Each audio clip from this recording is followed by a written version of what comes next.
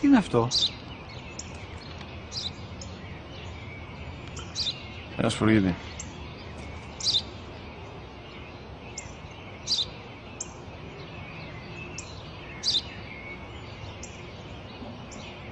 Τι είναι αυτό? Μόλις τώρα στο είπα, πατέρα, σπουργίτη είναι.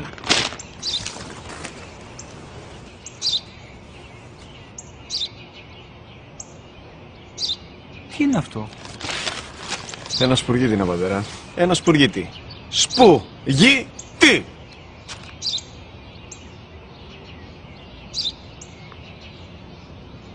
Τι είναι αυτό? Γιατί το κάνεις αυτό το πράγμα, μπορείς να μου πεις? Τόσες φορές σου είπα, είναι ένα σπουργίτη! Δεν το καταλαβαίνεις!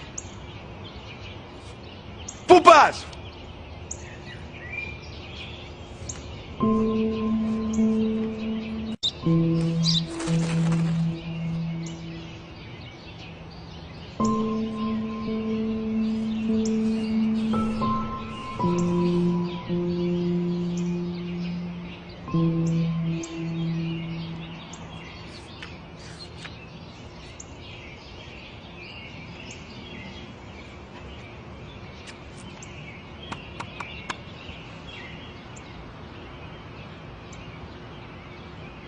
Δυνατά. Σήμερα ο μικρός μου γιος που πριν λίγες μέρες έκλεισε τα 3 καθόταν μαζί μου έξω στο πάρκο όταν ένα σπουργίτη ήρθε και κάθισε απέναντί μας.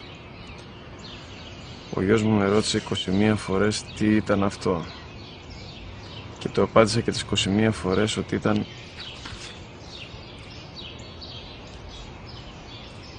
ένα σπουργίτη.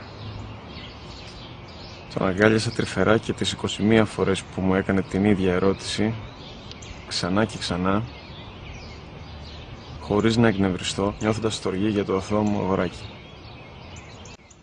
وَقَضَى رَبُّكَ أَلَّا تَعْبُدُوا